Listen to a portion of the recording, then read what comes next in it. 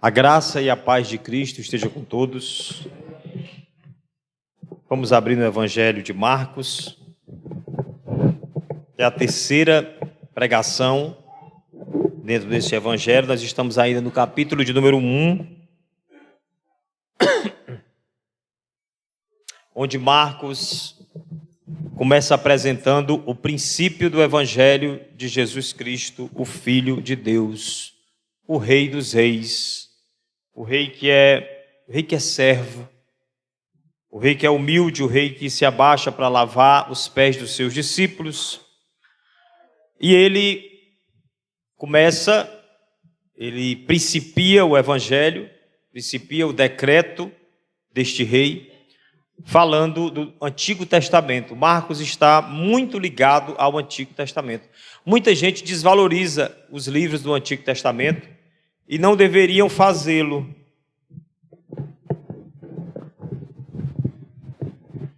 Porque são as Escrituras sagradas, são as Escrituras de Deus. E os evangelistas, quando falaram de Jesus, eles fortemente se referiram ao Antigo Testamento.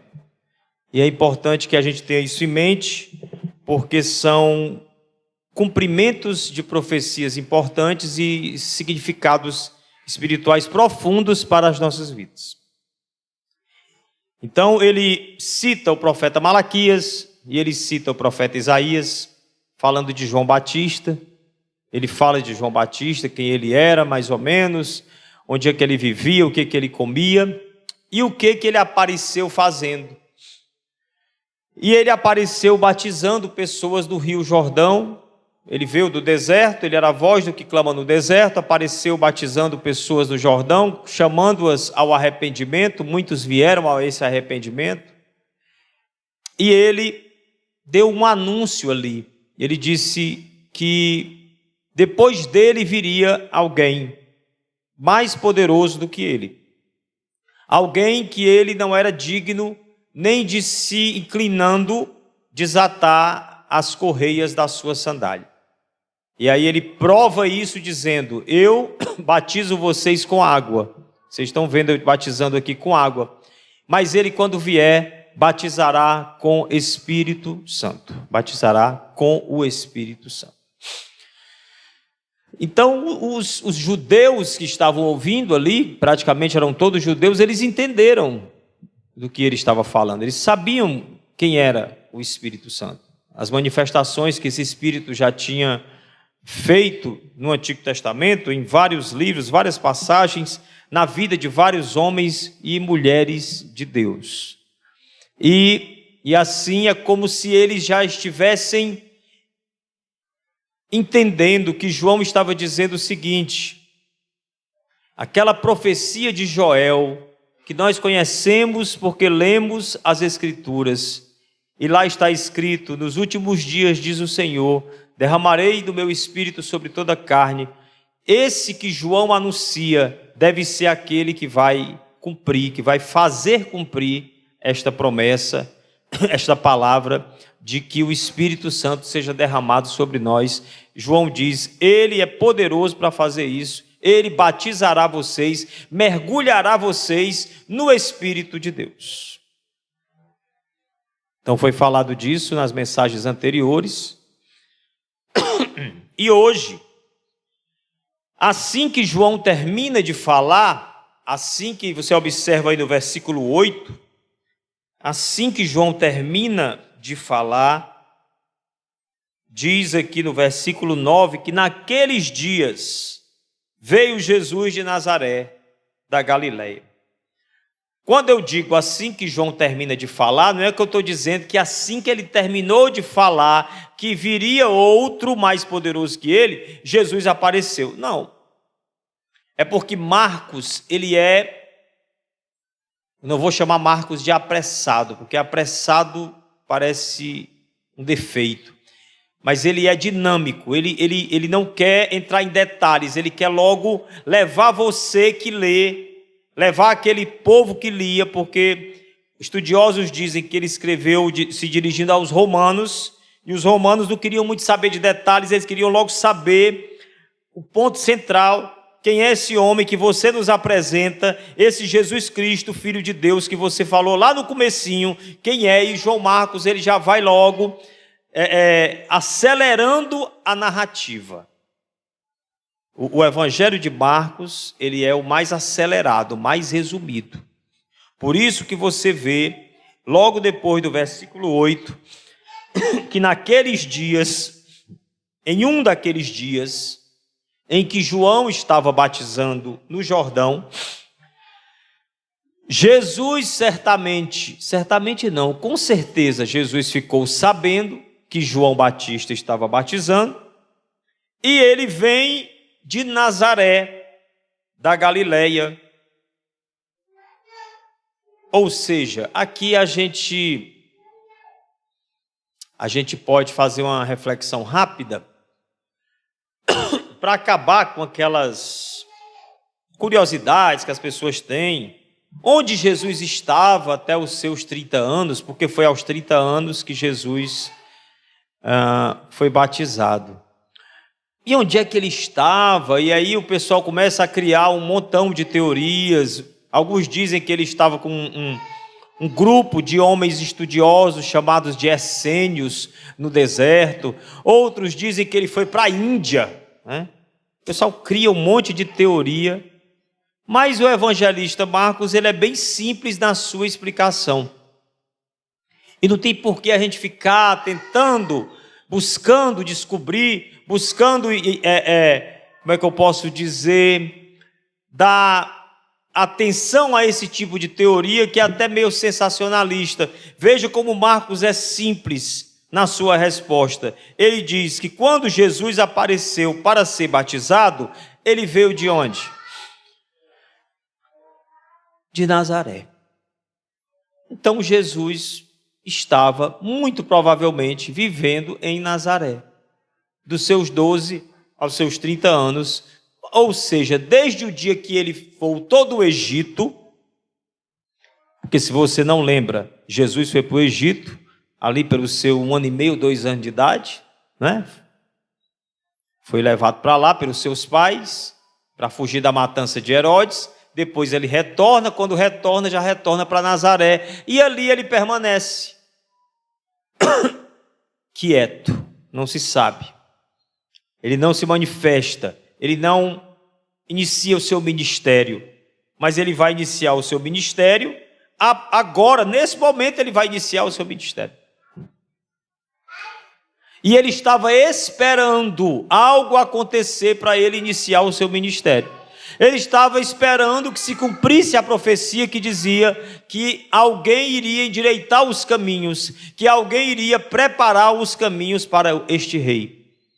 E este alguém havia aparecido, este alguém é João Batista, e João Batista está batizando, e Jesus ficou sabendo, e Jesus agora diz: vou para Jerusalém, vou para o Rio Jordão, vou me encontrar com João, e por ele serei batizado. E assim acontece, é o que está no versículo de número 9.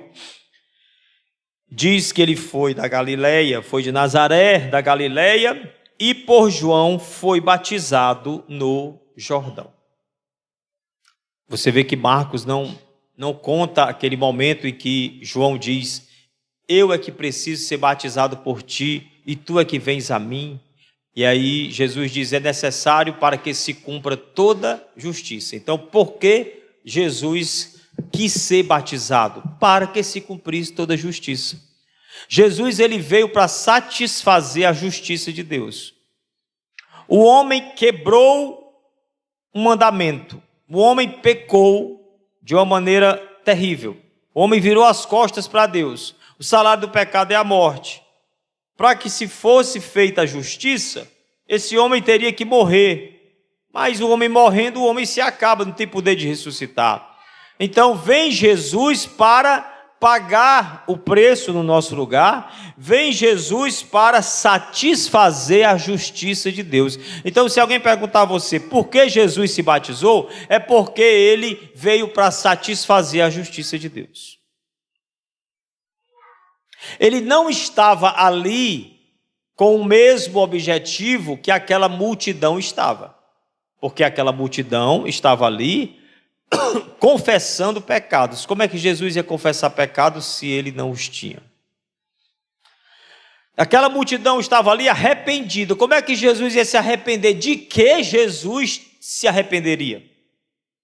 Então ele não estava ali para, arrependido, confessar os seus pecados e por isso ser batizado. Ele estava ali para ser batizado por outro motivo, para que se cumprisse toda a justiça, para satisfazer a justiça de Deus. Ali Jesus já começa a nos substituir. Ali Jesus já começa a tomar o nosso lugar. Porque o ministério de Jesus culmina, ele termina, ele chega no seu ponto máximo no momento em que ele toma o nosso lugar, ali na cruz do Calvário. E aqui, no início do seu ministério, Jesus já está tomando o nosso lugar. Amém? Alguns pregadores, na hora que estão preparando os seus sermões, fazem algo que é muito bom. Que é uma parte do sermão que a gente chama de aplicação. Então tem pregadores que são bem organizados no seu discurso, e é muito bom. E na organização do seu discurso, eles primeiro expõem o texto, explicam o texto, eles interpretam o texto e depois eles dão aplicações para a vida. Aplicações. Então, irmãos, com isso que nós ouvimos, agora você deve viver assim, assim, assim. E isso é maravilhoso. Eu mesmo acompanho muitos que pregam dessa maneira e gosto muito. Né? Quem sabe um dia eu conseguirei fazer isso aí. Talvez já faça um pouco. Mas eu também penso que alguns sermões, nós estamos falando, o pregador está falando de algo tão sublime, de algo tão alto, tão espiritual, tão profundo, tão... Eu não tenho nem palavras para descrever. Que eu vou dizer a vocês como é que eu creio. Eu creio assim, que só em eu dizer a vocês o que eu estou dizendo, só em eu dizer sobre Jesus, só em eu dizer, Jesus aqui, ele está sendo batizado para cumprir a justiça de Deus. Jesus aqui está começando o seu ministério. Jesus, no seu ministério, quer substituir você, quer se entregar por você, quer morrer no seu lugar, quer te salvar. E aqui ele já começa a fazer isso, se identificando contigo, para satisfazer a justiça de Deus. Eu creio que dizer isso é suficiente para tocar fogo no seu coração. Eu creio nisso. Ainda que eu não consiga, em algum momento, extrair uma aplicação mesmo assim para a vida, entendeu? É importante que o pregador consiga fazer isso. Mas eu creio também que ainda que eu não extraia essa aplicação, a simples exposição sobre Jesus de Nazaré, eu creio que ela tem poder. Falar sobre Jesus tem poder. Ainda que eu não diga a ninguém o que fazer. Ainda que eu não diga, você faça isso e faça isso. Se eu falar do Cristo, se eu falar do Evangelho, eu creio que isso opera coisas maravilhosas no coração de quem ouve. Agora é lógico que isso depende de alguns fatores que fogem até ao meu entendimento, fogem ao meu alcance, porque num auditório onde várias pessoas estão ouvindo, algumas sentem o coração queimando e outras não. Não sei dizer também se isso é responsabilidade da pessoa. Eu acho que o máximo de responsabilidade que você tem aqui é prestar o máximo de atenção. Mas às vezes, mesmo prestando o máximo de atenção, alguma coisa ainda não acontece. E eu estou me lembrando de um texto na Bíblia em que Paulo estava pregando para umas mulheres num rio, e a Bíblia diz assim, o escritor diz assim: e o Senhor abriu o coração de Lídia, de uma mulher que estava lá, abriu o coração de Lídia para aceitar as palavras que Paulo dizia. Então, aqui no meio dessa pregação, vai uma oração. Que o Senhor abra o nosso coração para nós aceitarmos estas palavras. Porque eu não sei dizer a você o tamanho da bênção, o tamanho do benefício que é alguém se encher, alguém ter o coração encharcado da pessoa de Jesus. Alguém ter o coração encharcado da mensagem do Evangelho. Eu não sei nem lhe dizer o tamanho do benefício disso. O tamanho da graça, da glória, do poder, da cura que isso é. A palavra de Deus é cura para os nossos ossos. Eu creio assim. Então eu estou falando de algo que te cura. Eu estou falando de algo que me cura. Algo não, alguém. Eu estou falando de alguém que nos cura. E este alguém é o Senhor Jesus. E ele foi batizado por nós. Eu nunca tinha ouvido isso. Nunca tinha pensado nisso. Está me vindo ao coração agora. Jesus foi batizado por nós. Entenderam, né? Não é por nós que a gente foi lá e batizou ele, não. Ele se batizou, se deixou batizar por nossa causa. Pensando em nós, se identificando conosco, satisfazendo ali, começando ali a satisfazer a justiça deste Deus. E aí, quando ele saiu da água, Jesus entrou na água do Jordão, Jesus foi batizado por João Batista, e quando ele saiu da água, 3 coisas aconteceram. 3 coisas aconteceram quando Jesus saiu da água. A primeira delas foi, e aqui na minha versão está a que eu mais gosto. Que eu mais gosto no sentido da palavra, porque tem várias palavras aí para expressar esse texto. Na minha versão diz assim: logo ao sair da água, Jesus viu. Não sabemos se foi só ele quem viu. Pode alguém mais ter visto. Pode João Batista ter visto. Pode algum discípulo ter visto. Discípulo ali só tinha ainda de João. Mas alguns discípulos de João se tornaram discípulos de Jesus. Parte dos 12. E aqui diz que Jesus viu. No mínimo, Jesus viu. E Marcos sabe porque Jesus contou. Mas eu creio que João Batista também viu. Outros testemunharam. O quê? Os céus rasgarem-se. Então os céus se rasgaram.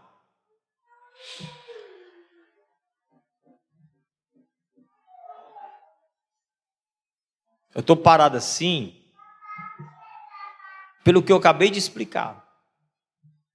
Porque eu creio que eu dizer essa frase tem poder. Essa frase tem poder. Não é um poder mágico, não é uma frase mágica, não são palavras mágicas, é uma realidade maravilhosa. Qual é a realidade maravilhosa? Os céus se rasgaram. Uma ação violenta no bom sentido, mas que no fim das contas significa que os céus se abriram.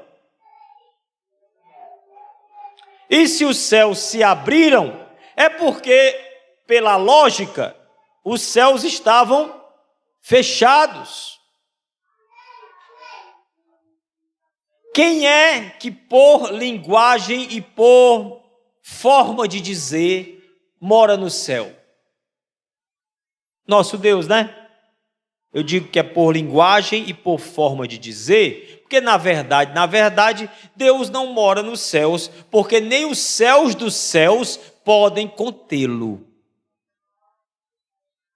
Deus não está em lugar nenhum, porque lugar nenhum contém Deus. todos os lugares estão em Deus, tudo está nele, e ele não está em lugar nenhum, e ele está em todo canto. Porque ele se inclina, porque ele se reduz, porque ele toma forma humana, porque ele se faz o Emanuel, o Deus conosco, ele se encarna e habita no meio de nós. Mas como nós somos seres do espaço-tempo, nós somos seres do espaço-tempo, isso não é nada demais não, irmão. Assim, para você ter dificuldade de entender, todos nós entendemos que agora nós estamos onde? Num espaço, né? E estamos em um tempo. Falta 3 minutos para 8 horas. E hoje é quando? Sábado. Dia 20 de abril de 2024. Estamos no tempo, estamos no espaço. Então a gente tem essa lógica para entender. Eu estou aqui, vocês estão aí, tem gente que está em casa. Não é? Tem outros que estão em casa ali, nos vendo aí, em outro espaço e em outro tempo, hein? Já que a transmissão aqui não é ao vivo, né? Em outro tempo. Então, a gente está no espaço-tempo. Mas Deus não cabe nessas coisinhas. Deus não está no espaço e nem no tempo. Ele está além de tudo isso.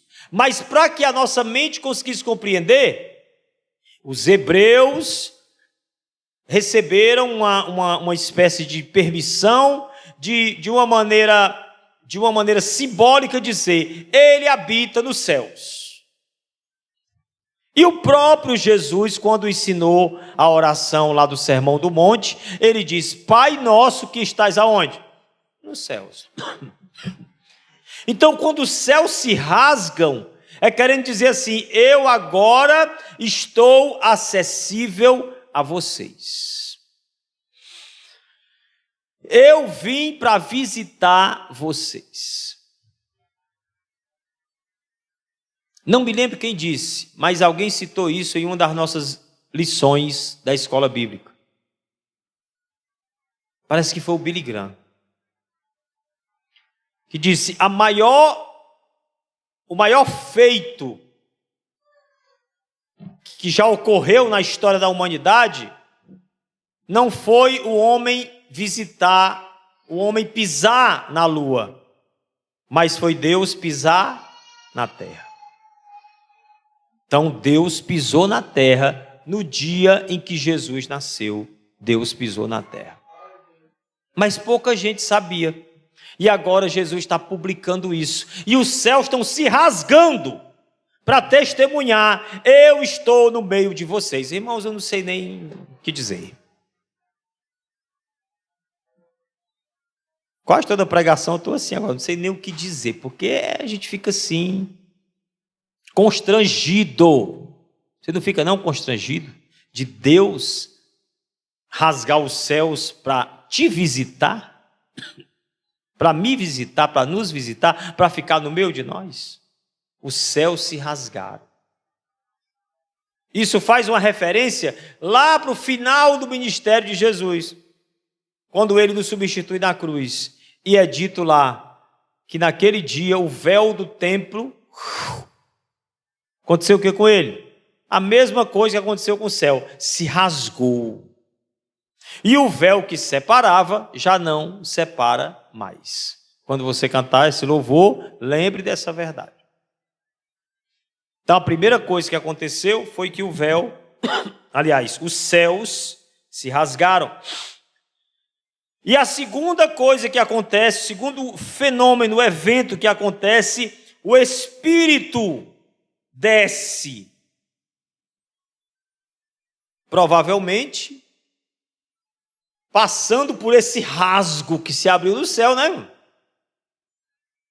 Aí desce o Espírito, mas desce em forma corpórea, desce como uma figura de uma pomba, uma ave ali sobre Jesus, que tinha acabado de ser batizado e que tinha acabado de sair da água, e está acontecendo essa maravilha que você pode aí com os olhos da fé contemplar. O céu se rasgando, o Espírito descendo. Quem está lá, do outro lado, dos céus rasgados? O Deus Pai, não é? E agora desce pelo rasgo o seu Santo Espírito, em uma forma de pomba, que faz referência a Gênesis, que faz referência à criação. Eu vou explicar para você. Lá no comecinho da Bíblia, diz que no princípio criou Deus os céus e a terra era sem forma e vazia. Ou seja, era um caos. Caos. E o Espírito de Deus pairava sobre a face das águas. Tinha água, tinha o Espírito pairando.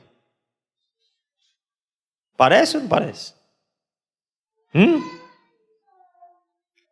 E lá, no original hebraico, essa palavra pairava, o Espírito pairava sobre as águas, é a mesma palavra para chocava, no sentido de uma ave que choca um ovo.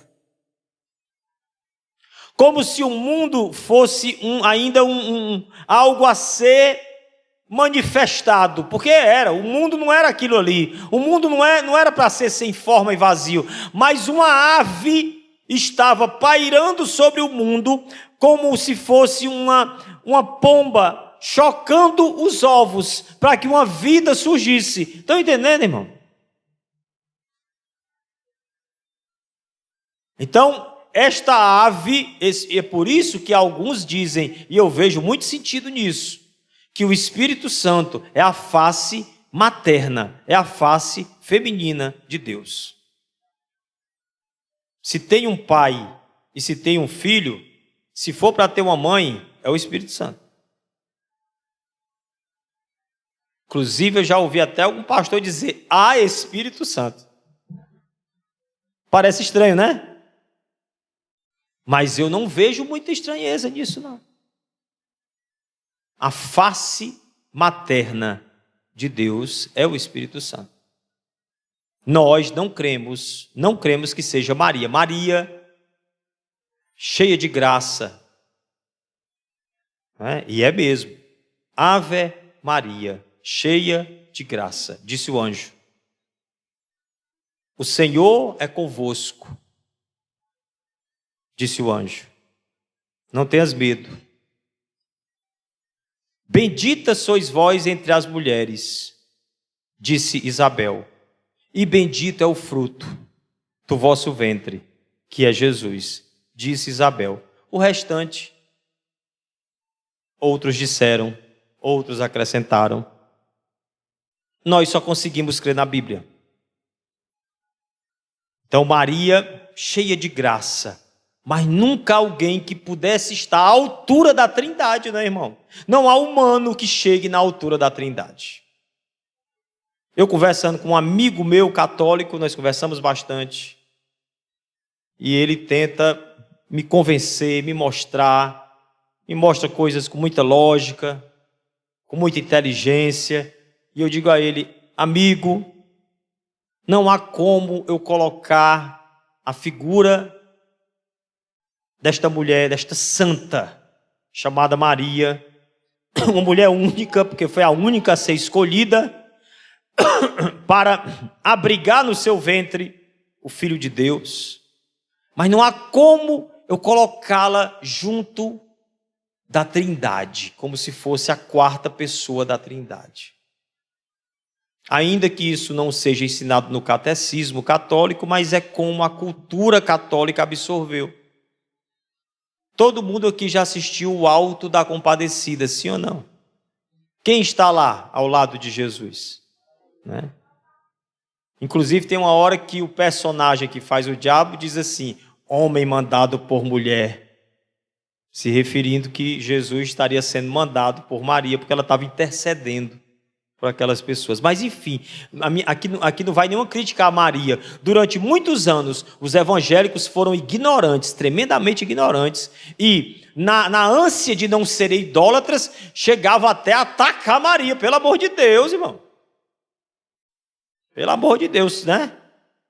Eu não vou dizer que se manca, eu não vou dizer isso aqui, porque hoje em dia, graças a Deus, não acontece mais isso não. Isso é coisa do passado. Mas a face materna de Deus é o Espírito Santo. Eu creio. Eu creio. Esta pomba, por que não um pombo, né, irmão? Por que dizer uma ave do sexo feminino? Está escrito na sua Bíblia, pomba ou pomba? Pomba, não é não? E essa mesma ave, simbolicamente falando, pairava sobre as águas do mundo, e através dela o mundo se organizou pela palavra de Deus, que é o verbo de Deus, que é o Deus Filho, que se manifestou em carne e se chamou Jesus de Nazaré. E ali está o Pai, o Filho e o Espírito Santo, está ali a Trindade na sua cara. A Trindade se apresentando, o Deus Trino se apresentando. Um só Deus, manifesto em três pessoas. Alguém diz, não, ele é uma pessoa que se manifesta de três formas diferentes. Quando ele é o Pai, aí ele não é o Filho nem o Espírito. Aí quando ele é o Filho, ele não é o Pai nem o Espírito. E quando ele é o Espírito, ele não é o Pai nem o Filho. Não, não é assim não. Porque ali aparecem juntos. Ah, mas o Pai não apareceu ainda, espere. O céu se rasgou. Apareceu o Espírito. O Espírito Santo está pairando sobre Jesus. Jesus está ali. Ali, meu irmão, é um remake da criação. É uma recriação, é uma nova criação, é um novo Gênesis. Ali é o mundo começando de novo. Que negócio espetacular. Aquelas pessoas que estavam ali estão testemunhando o novo Gênesis. De novo o Espírito de Deus está pairando sobre a face das águas. Agora ali, quem está embaixo não é o Adão incompleto e perfeito, é Jesus de Nazaré, o Cristo, o Filho de Deus. Marcos já disse logo no primeiro versículo, que é para ninguém ter dúvida. Aqui está o que vai vencer a morte, aqui está o que venceu o pecado, aqui está o que nunca pecou e nem pecará. Aqui está o que vai vencer onde Adão falhou. E vocês estão testemunhando uma nova criação. Deus está criando um mundo novo. Deus está criando um reino novo. E este que está saindo da água é o rei deste reino novo que Deus está criando. Isso tudo para depois convidar as pessoas, venham para esse reino, saiam desse buraco que vocês estão, saiam do império das trevas que vocês estão, saiam dessas ideias malucas que vocês seguem, saiam desses pensamentos imbecis, idiotas, egoístas, violentos, sem sentido, e venham para o reino de Deus. Venham, se arrependam, se voltem, o reino de Deus está próximo. Veja aí ele chegando, olha aí, o céu se rasgando, o Espírito Santo descendo em forma de uma pomba, como quem vai chocar um ovo, vai acontecer, a vida vai se manifestar, e está ali a vida se manifestando, o Deus Filho, chamado Jesus de Nazaré, o Emanuel, o Deus conosco.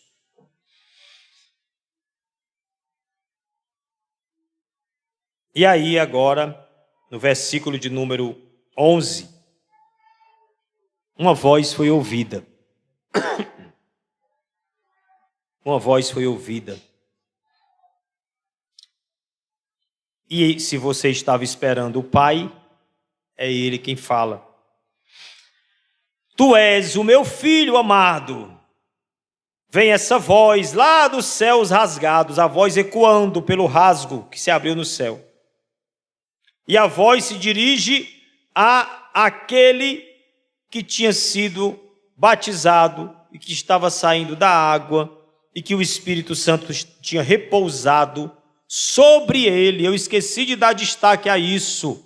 Eu não posso esquecer, no final do verso 10, diz que o Espírito desceu como pomba sobre ele. Sobre ele. Como ele estava como homem, ele precisava receber do Espírito de Deus para iniciar o seu ministério. E aí o Pai ouve ouvem uma voz. Notem que no versículo de número 10 diz que quando Jesus saiu, ele viu os céus se rasgarem. E ele viu o Espírito descendo como pomba sobre ele. Mas no verso 11 diz que uma voz foi ouvida. Aí não está dizendo quem ouviu. Então, é certeza que essa voz foi ouvida pelo pessoal todo que estava lá. O testemunho do Pai sobre quem era aquele homem. Porque o testemunho de João Batista já tinha sido dado. João Batista já tinha falado: aquele que virá é mais poderoso que eu. Não sou digno de desatar as correias da sua sandália. Ele vos batizará com o Espírito Santo. Em outro evangelho, alguém diz, acho que João diz, que ouviu se dizer que aquele sobre quem vocês virem descer o Espírito, este é o que batiza com o Espírito Santo. Então foi visto isso, e foi ouvida essa voz que vem dos céus, e a voz dizia: tu és o meu filho amado, em ti eu tenho prazer. E essa palavra se refere também ao Antigo Testamento.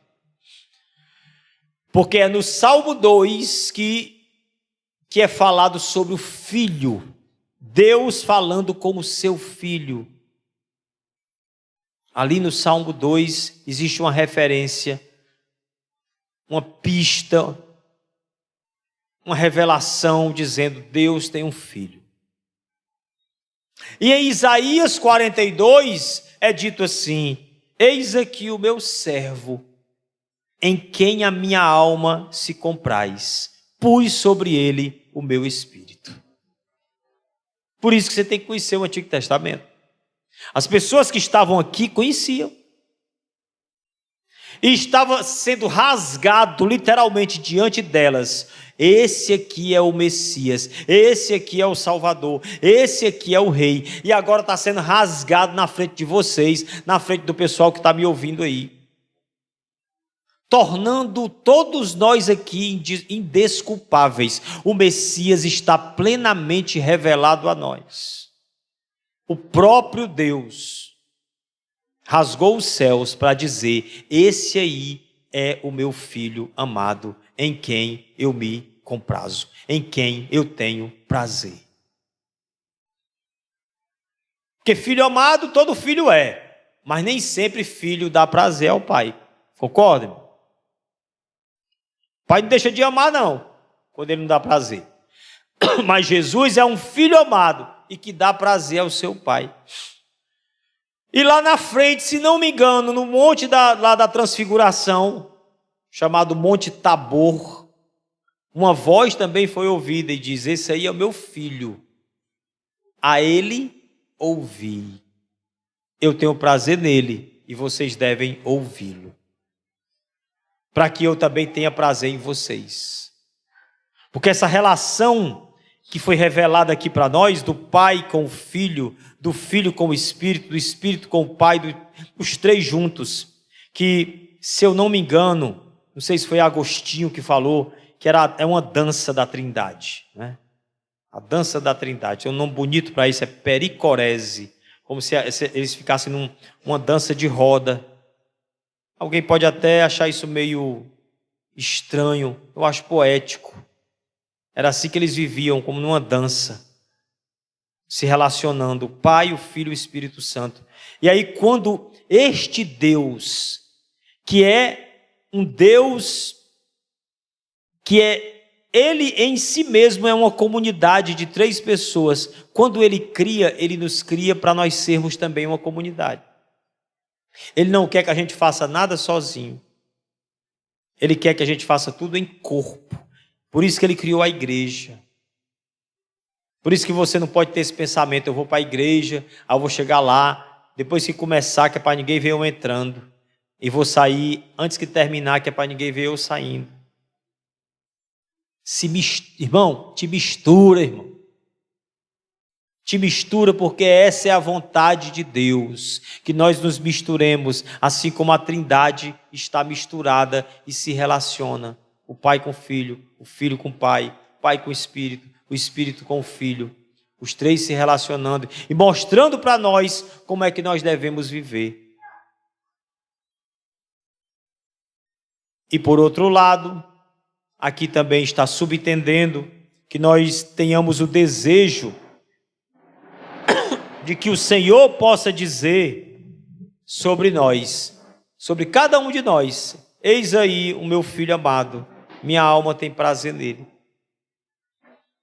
Só tem um jeito disso acontecer, é se este filho amado dele, que foi batizado por João Batista, que foi dado testemunho pelo Pai, que o Espírito pousou sobre ele, se ele habitar em nós, se ele viver em nós, que Jesus habite em nós, que nós sejamos a habitação do Cristo, que a nossa comunhão com Ele cresça a cada dia, para que nós possamos ser filhos amados de Deus e que demos prazer ao nosso Pai. Isto para a glória de Deus e para a nossa salvação, em nome do Senhor Jesus. Amém.